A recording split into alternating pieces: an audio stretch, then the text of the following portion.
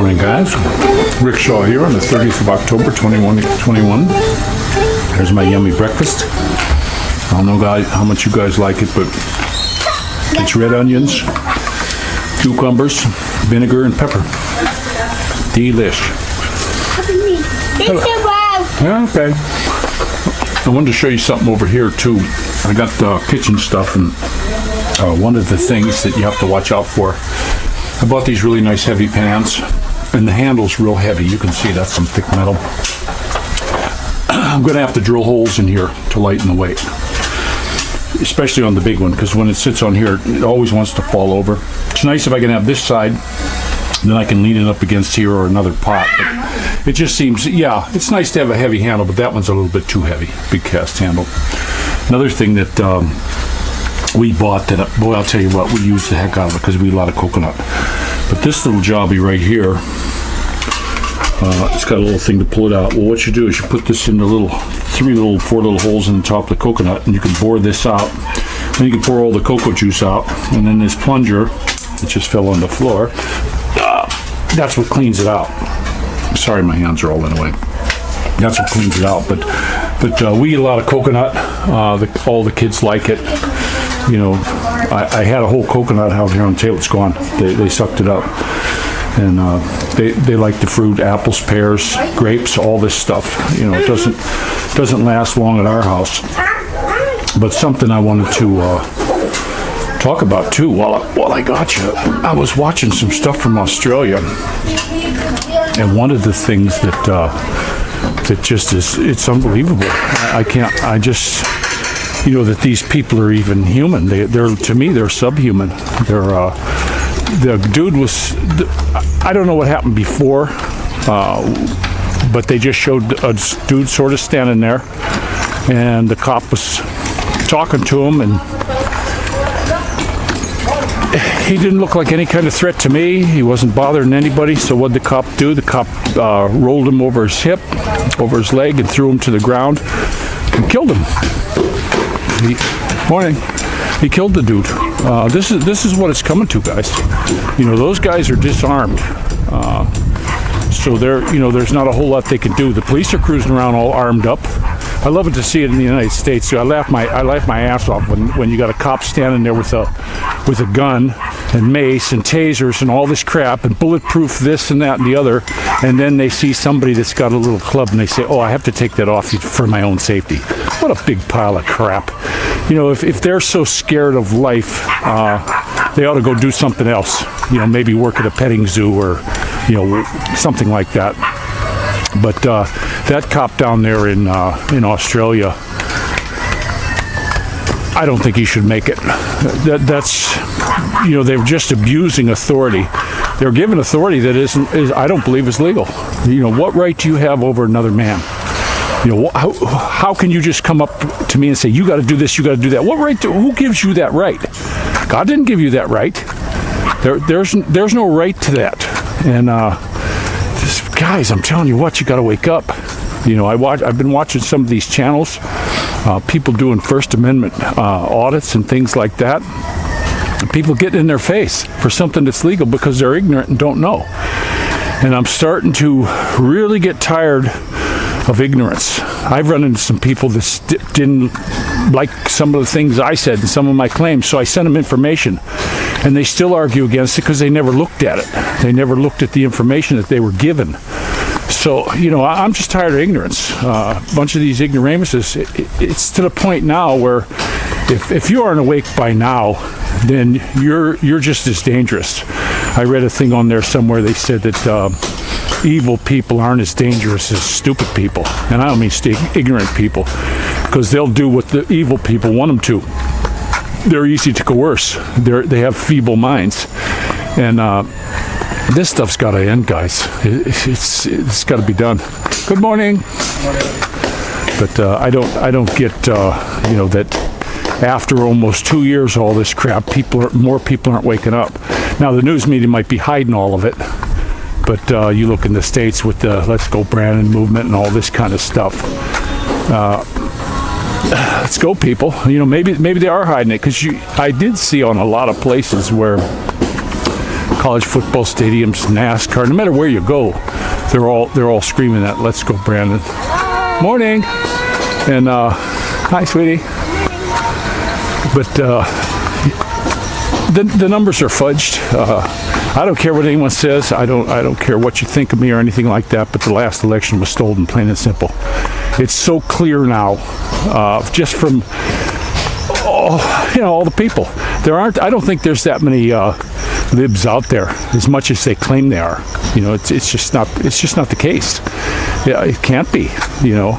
I know some libs when I was in California, but I knew some what you would call Democrats that they voted that way because they were union guys, and they that's the way Daddy and Grandpappy voted. Yeah, I knew a lot of guys like that didn't think when they threw their vote out. But when you would talk to them, no, they weren't a liberal. They don't want all this crazy stuff going on where they're taking children and have them do lap dances on the teachers and people, and taking little kids on a field trip to gay bars and all this stuff, the news that's coming out now. What the heck is that? And then having story time with these dudes dressing like women. And then you look at some of these teachers that get on there and talk, and they start telling first graders about all their gender, different things like that. The kids don't need to know about any of that stuff yet. They need to play and learn how to build blocks and count and learn the alphabet. And they're wasting all this time on this bullcrap, this minutia. And you people that have kids, you better wake up. You better stink and wake up. I would highly recommend anybody who has children in public schools, get them out. Your kids are your most important thing. And if husband and wife are both working, well, guess what? One of you got to quit. Period. And start homeschooling these kids and get them away from this bull crap and move out of these cities where they got these nutbag liberals running things. The thing in California really got me going was if trucks are over 4 years old, they're not allowed in the state. The hell is that? And their business buddies making deals with China, and China ain't going to do any of that stuff. They're not going to do anything to curb this pollution. Now they got this big climate change summit going on, and they sent the head retard over there, and you just got to shake your head. This stuff, there is a climate change. I truly believe that. Winter, spring, summer, and fall happens every year. Not so much here. Here you got two seasons. You got the dry season and the rainy season. That's about it. But man, guys, I know a lot of you guys watch are awake, but start talking to everybody. I think I'm starting to believe it's past time. I really believe it's past time for anything. They got us, and they're going to force this stuff on you. I got on my Telegram page the con-vid site. I'll go in there. I can't put a link into my thing, but I have a picture of it, and you can punch in there and look, and I'll add you to the stuff and start sending you some links to this. There's a lot of crap on there too. They keep getting this stuff with JFK Jr. and Michael Jackson and all that. I'm not buying any of that. I don't trust any stuff coming out of a dead guy.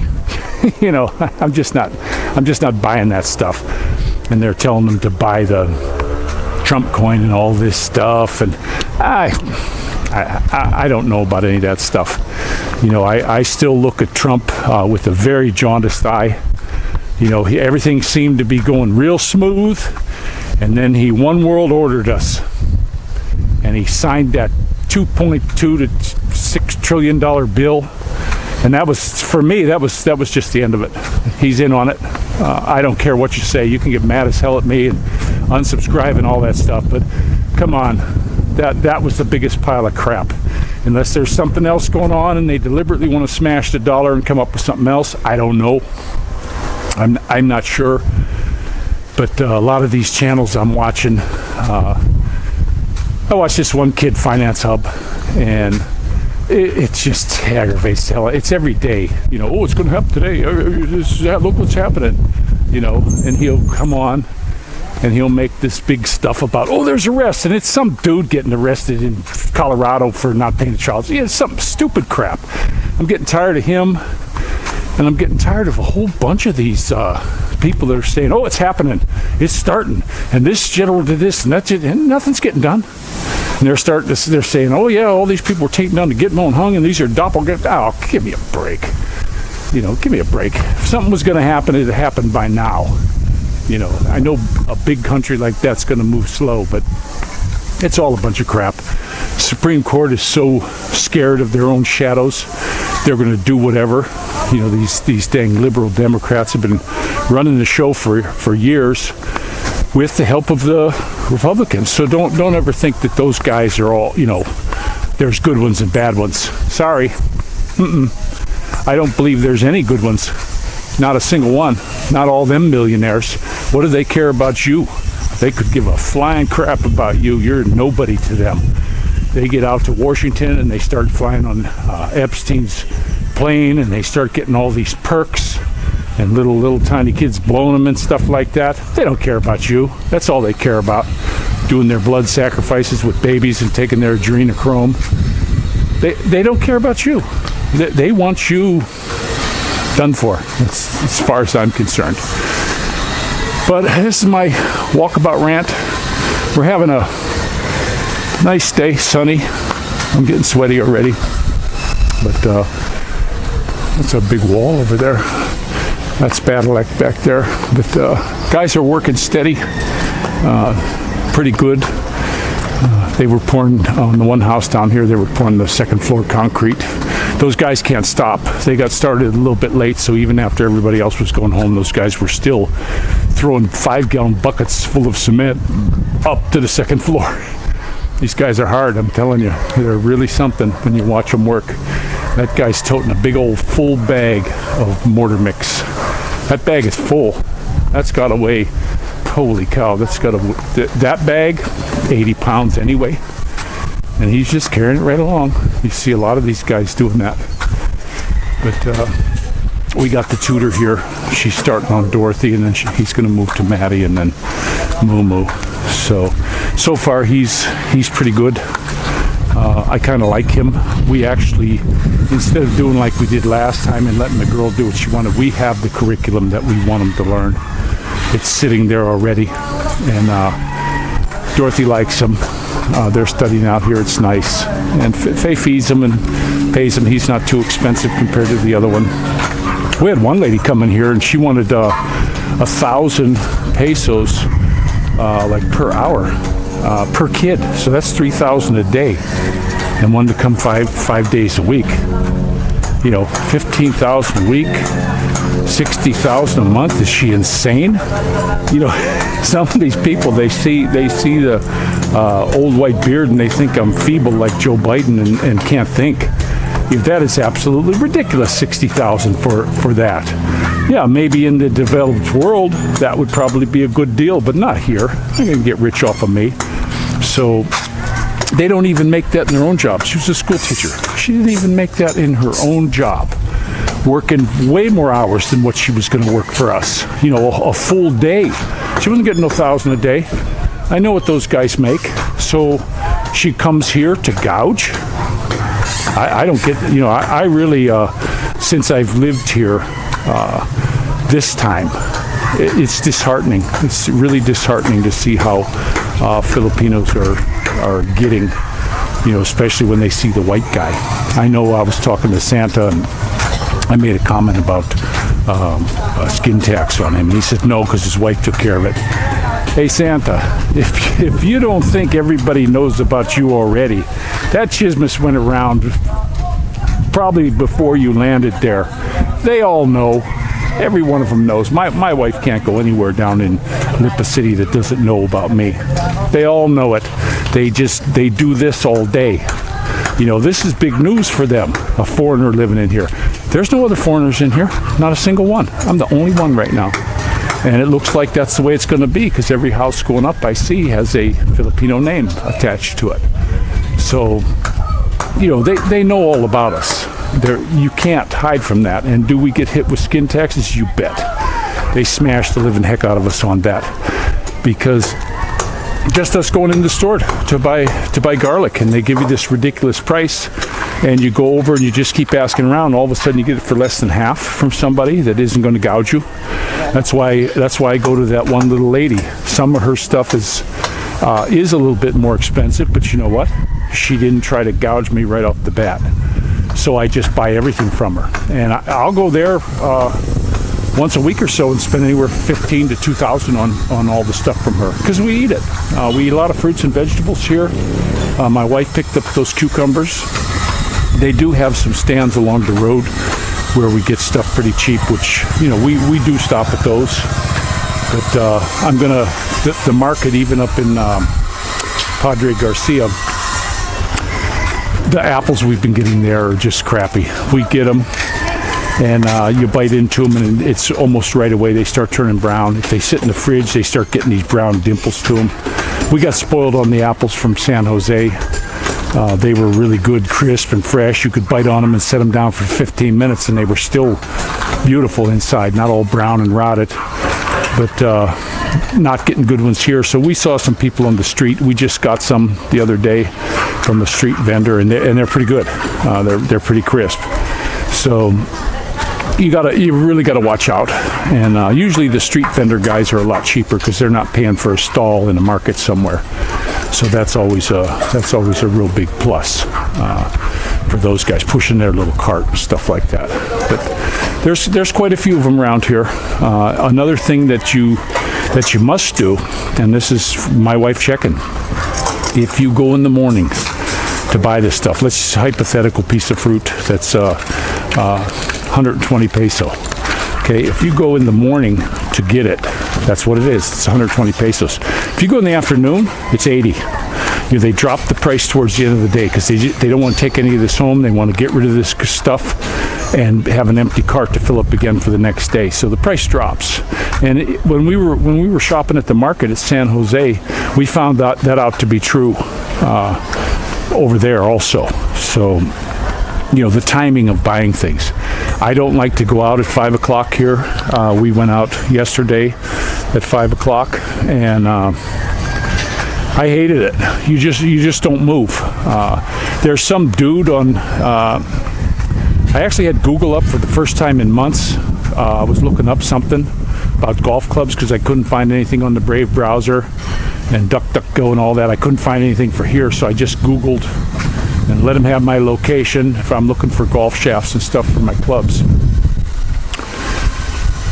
And hold on. Oh, that time the battery made a little beep beep, and then I only had so many seconds to go, and so I got the new battery in. But I was telling you, I was looking at Google for the shafts. Well, this thing popped up on like the main page of Google. It was about this writer from Manila, writes about the LTO, all his stories, and he had about 10 different stories on the LTO, and I was reading about the traffic here and the Filipino people. If you can find that, can't remember his name. I'll go back to Google and look and see if it'll come up again. But he was going on why he thought traffic was so bad. And the main article I read was out of 40 countries that Waze checks, Filipinos in 2015 were the third worst company. Then I guess last year they were the second worst, and this year they topped the prize as the worst driving in the 40 countries that they've looked at. So that's really something to know before you come here, because it does get it gets pretty crazy here with the driving. That stuff we did yesterday, we just didn't move for so long. I know Tim's looking for a car, and I myself would have got an automatic if I could have in a car, because automatic transmission would definitely be the way to go here, because you're just burning a clutch. If a car pulls up 6 or 8 feet and you don't pull right up next to him, you're just sitting there waiting until he starts rolling so you can get rolling too. There's going to be people trying to cut in front of you, and they'll just cut you off like jeepneys. They'll just nose in and go. We had one we had to hit and swerve into oncoming lane to keep us from hitting him because he didn't care. He just, they want to be first on everything, And what they don't realize is they're creating the traffic, guys. They are the people that's making it worse by doing that. I still go back to when I was years ago. I had a long drive to work, and I got on this highway, and it was like a 6-lane. And then and if you were moving, you could cook. You could do 78. Cops never bothered anybody. You could just cook along to get into the city. Well, then you had 2 lanes coming in, and when those 2 lanes came in, it went down to a 4-lane highway. It got narrower because you were going through tunnels. And then down the road a little bit farther, there was 2 more lanes came in, major lanes from another little town, suburb. And then it went down to 2 lanes because you had to get through these tubes. Well, everybody, they made it like a zipper. People started, easing up so that they could let a couple cars slip in front of them, and then the guy behind you slowed a little bit to let those guys, and it went like a zipper. And I never was in stop and go there. Did it slow down? Yeah, it definitely slowed down. It went from maybe doing 70 down to 45, 50. But once you got in the tunnel, people, there's tunnel monsters, so they get a little bit scared. But once they come out the other side of the tunnel, boom, everybody's boogieing. They're getting to their exit, and most of them knew where they were going, so they knew you have to get over. My lane, I stayed in the left lane for as long as I could until I crossed the bridge. And as soon as I got on the bridge, I had to shoot over to the right immediately, as fast as I could, because I was going to be taking the first exit to the right. And that was like that for a couple years that I did that. And just absolutely fantastic the way there was give and take in the driving. When you come here, there's no such thing. And I do know when I was in California, I knew a lot of Filipinos, and they would hire me to drive them. And they had a nice car, or 2, husband and wife had them, but they had lost their licenses already. And they don't want their family in the Philippines to know they lost their license. So they would have me drive them to some place where there was a sign, Grand Canyon, whatever it was, and they'd get out and get pictures of that, and they'd have pictures of them standing by their driver's door. But some of those pictures, if you look, the seat was all the way back. I deliberately left the seat all the way back so that people could see that it definitely wasn't them driving it.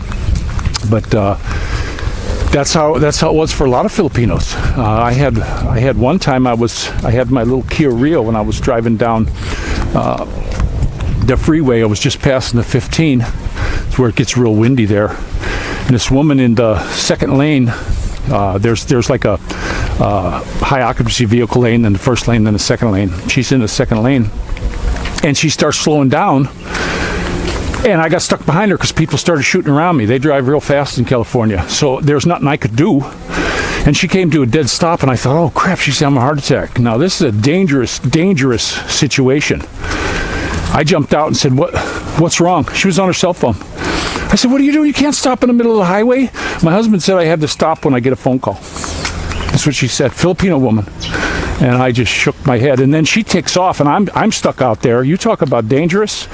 But there was nothing I could do. I was dead stop behind her, and if somebody would have hit me or the back of the car, that's her fault, but she'd have drove away. Everything's just fine. So this is they got this weird driving thing going on here that I don't ever believe is going to change. It's just not. Now, I did see a thing on that article I read from this fella that when they get into Clark, because they were saying, oh, Filipinos don't know the traffic laws. Yeah, they do. Yeah, they do. They don't really give you a lessons here like they do in the States, but they pretty much know they're doing wrong. You don't counterflow. You don't do all this stuff. I went to turn down a one-way street, and there were people coming up. It's a one-way. They didn't care. They just said, oh, this is a way I can get through without sitting in traffic. So they blocked that whole road. And we were stuck. We were stuck. We couldn't turn. We had to go all the way down, all the way to the end, and then come back up. And it's because, and it wasn't one car. It was a bunch of them, both lanes. So this is what they do. But they know the laws because I understand. I've never been in there recent and driving, but in the Subic areas, Clark, I forget what they called that. But they're very strict with the traffic laws, and Filipinos don't get popped there. They do like they're supposed to. But when they get out here, there was one story in there about a dude definitely doing wrong things by traffic cops and was taunting them because he knows he's going to get away with it. They could take his license number and all that stuff, but it wasn't me, you know. So it's a crazy thing with the driving here. But we did have to go out yesterday at 5 because we wanted to get some stuff cheaper. My wife did. I wish she'd just take a tricycle up there. But Grandma's not here, so, you know, if Grandma was here, we could have left the kids and took the bike. You know, even there's a lot of stuff. That bike's got really good foot racks. You can tie stuff onto that. And she could have just put her feet up beside mine and we could have went. And that's what we want to do. And but Grandma's not coming until next month. And I don't like to leave the kids. You know, if we do run around just here, take my wife for a motorcycle ride, she likes that too. That's fine. The kids are okay. But for us to be gone, could be hours. No, not going to happen. And if something happened where we got in a mishap, we'd be gone longer. I'm not leaving my kids. Dorothy's fine. What if one of them fell down and was bleeding or something like that? I can't leave them yet. You know, they still do stuff. You know, they jump around on stuff, and you know, Moo jumped. My coffee table is got wheels on it, and it was pushed up against the bureau, but he jumped from there to the couch. What if it was out a foot or two, and he went to jump?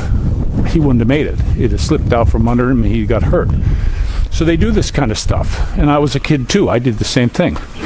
You know, my wife is a Filipino. She doesn't realize that the kids do stuff, and screaming at them doesn't help. It's going to get more. This morning, I came in to get the battery, and you know, Moo will nag her for stuff because she's buying some cookies and stuff. Well, the reason why he nags is because if he keeps nagging, he knows he's going to get his way. And she threw the cookies at him. I know, you take those back. You don't give them to him. And of course, he went off and cried, and that's his other thing that he's going to get her. That don't work with me. I'm gonna shut up. You want to cry? I'll give you a reason to cry, just like my mom. You know, when we were little, hi, buddy. If we were little and cried for some stupid reason like that, oh my goodness, we used to get one of them was circle whippings, where she'd grab you by the hair and whip you in a circle around her body because you were trying to run away from the whack.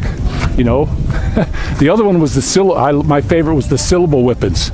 You know, she'd be whacking on, "Yo, little bastard, I'll kick your," you know. You know, those were not good. So we learned real quick, you don't pull that. And the old man, you just didn't pull nothing on him in the first place. You know, he was a monstrously big guy, and what he said was law. And I never remember ever going against him on anything. Never. He'd have kicked my ass. Now my mom, we got plenty of whacks from her, but we learned real quick too. I learned real quick. There's no reason for crying. You know, crying's for go in the closet somewhere by yourself. But Moo pulls that stuff. You know, he's 4. It's a phase. Like Tim sent a message that it's one of the first of the phases, and yeah, it's what it is. I understand that. I just hope my wife gets it and will stop giving in to him, because you start giving in to them, it's going to get worse. It's like welfare, you know, in the U.S. What do? They give people money, so, you know, for doing nothing. So then they're going to, and they give them more and more and more because people are still going to cry. I watched a guy called Think Before You Sleep, and they had a thing on there about a man got divorced from his woman, and he was ordered to pay $1,400 a month. It's one of his latest videos. Check it out. And then after 4 or 5 years, and it was lowered down some, and it got lowered down, and 10, 12 years later, she's coming back saying, well, I can't work. Why should that guy keep paying this woman? A woman he hasn't even been with in over 10 years, and these judges keep allowing this. I personally think if you divorce, you split your stuff 50-50, and that's it. Nobody pays anybody anything. Nothing. Why should you pay them? You know, to me, it's just absolutely ridiculous. That's why I say a lot of guys, they have this bag towel movement of getting married. It's a bad deal for a guy.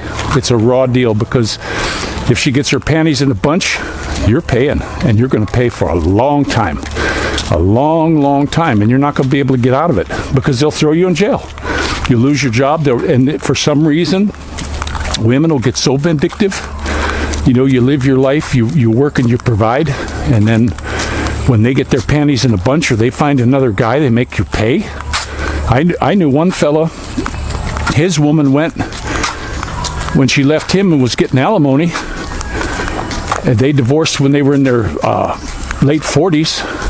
He was 70 years old, still paying with her. She's living with the guy right next to me, but she wouldn't marry him because as soon as she married him, she stopped getting the alimony. So she was getting money from this guy and his pension and everything. Half. And to me, guys, it's not right. Woman can go get a job. They want to be liberated like a man, then hey, I'm all for it. Go get a job. And right now, no judge in the country should give a woman a dime if there's a divorce. Not one stinking dime. That's why there are divorces, because they figured that way they got some money and they don't need you. You know, they don't need you anymore. Well, the thing that keeps couples together is need for each other. That's the whole deal. That's how it should be. I don't think anybody should get squat. You know, you shouldn't get squat when there's a divorce. There's nothing for the woman. Go get a job. You want to be just like a guy and all that stuff, you can go get a job, you know. But they'll come and cry up with all this stuff. Watch that Think Before You Sleep guy. He's I've been watching him for over a year. I don't watch every one, but ones that pick my interest. And you'll listen. They had the couple of black fellows have a thing where they get like a panel of women and they start asking questions. That was a good one about how these women feel about men. You know, they want to dominate the man, but yet they want a man that's alpha. So that's a recipe for disaster. And then they show a lot of these simps, you know, these simpleton guys that just take it. One fellow on there, she was this grossly obese thing and bossing him around and doing everything like that. And you could just see this guy was just taking it. I'd have walked on that one a long time ago, no matter what it cost you. But it's just not a good deal for a guy. I tell a lot of young guys that I know from in the States, just I wouldn't do that if I were you. Well, I want to have kids. And that's a tough call. That's a real tough call because now in the States they say such a huge percentage of marriages end in divorce because of this. Because of this stuff. If a woman knows that she's going to get nothing when there's a divorce, she's not going to be so prone to divorce. You know, my wife, before she put me out, she was going out with her friends and staying out till 2, 3 in the morning. What's up with that? And she knows it, and it's why should that have gotten done? Had a good job. You know, why does anyone have to pay for that? So I'm all for the women's lib. They should be liberated. They don't want to be married to a guy, then walk away. Bye. Be done with it. Cut ties. No money, no nothing. If you've got property that you work to get together, split it. Sell it and go. My one buddy, he was real slick. His wife was paying all the bills. Yeah, just one block. He was paying all the bills, and she threw a gasket. And she was. I witnessed firsthand that she was definitely insane. Her family was insane. She had brothers and sisters tried to kill themselves. I think one of them did. And she was going the same way of the family. Mother with nervous breakdowns constantly. The father was some kind of real sick weirdo. I mean, he would be in his garage lifting weights with kids Maddie's age because he couldn't get any adults to be his friend. I'm serious. It was a weird thing. But she came out. She had a job. He had a job, and showed that she was doing pretty good. So she just wanted this certain amount of money. So he went ahead and he went down, took a loan on his house, and paid her off, was done with it, and he said it wasn't costing him any more than when she was there. She was just taking and banking so much money. She wasn't really paying everything down like it should have been. Because I remember him talking about, hey, I'm going to make a double payment on my house this month, or I'm going to pay another extra payment on my truck, you know. So she wasn't putting that in the bank. And but he got out of that. That was the cleanest divorce I ever saw, and I'm glad he's doing well now, because you know, they can really take you for a ride, and it's a royal shame. And I look in the States now with all these people going off. I know guys that they deliberately got themselves fired from work so they can collect the unemployment and get more money. I'd be hard pressed if I was a boss, somebody who did that, who had a good job, I'd be hard pressed to hire him, because what happens if old Biden pulls this baloney again? They're just going to leave. You know, I'd be looking more to the people who's been working steady. You know, you get somebody that was off for 6 months. I remember when I was young going through tough times. There wasn't a lot of jobs. That's what they claimed. Unemployment was super high. This, you know, late 70s, early 80s, there's no work, blah, blah, blah. Well, baloney. I always had work when I wanted it. You know, there was always something to do. I remember times when work was thin. Even when I did have a job and it was thin, I'd go out and clean gutters. I'd mow lawns. I'd clean windows. I'd clean basements. I'd clean garages. I did whatever it took to make ends meet, because you're a man. That's what you're supposed to do. That's your job. You know, and some of these women say, oh, you know, they want to switch places. I've seen some of the videos where they switched places, and they'd say the woman wants to go have it made like the guy, and the guy will say, I want to have it made like the woman. And then they realize, I remember that guy, he was lost in the house. All the laundry he had to do, all the stuff. So when you're married, you're a team. You both got to get in there and do your stuff. Morning. Yep, say hi. Hello. But that's just how it's got to be, you know. And it's an equal partnership. And I remember one time a friend was saying, "Oh, you know, you want to come help me, you know, my wife, and talk to these people, blah blah blah." And no. He said, "Well, why? I thought you were my friend." I said, "Well, you know something? You guys are married. You're one person. If I go against her, I'm going against you. If I go against you, I'm going against her. You're one person. You can't divide a person in half. When you get married, in God's eyes, you're one person. So you can't do that. Best, I always said, and I heard this from an uncle, when it comes to affairs between a man and women, that is an absolute taboo. Absolute. If they're having problems, great. That's between them. It'll resolve itself if you don't help it get blown up. I'm serious. But some of these women, they'll get their friends, and they're like, when my wife started hanging around with 2 divorced chicks, and they were saying how great their life was. A couple of drunks. You know, so they were saying how wonderful it was. Well, she's married again. So I guess it wasn't that wonderful.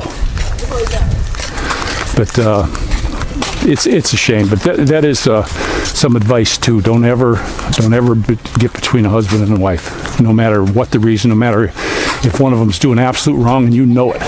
Don't get involved. Just not to do. When I was very young, a buddy of mine wanted me to go in and say about his wife cheating, because she was. You know, it was known everywhere. And I said, no, I'm staying out of it. Now, when I got subpoenaed, and I had to go into the court. It was a county courthouse, and the judge there, and they made me swear on the Bible to tell everything I seen, and the questions they gave, I had to give it up. But you know, that was something. But otherwise, I would have never done anything. If I wouldn't have got subpoenaed, I'd never stuck my nose in there. You know, you stick your nose in something like that's going to get cut off. So, just little words of wisdom today. But I'm going to go ahead and let you go. And my little buddy's going to do the honors. Hey.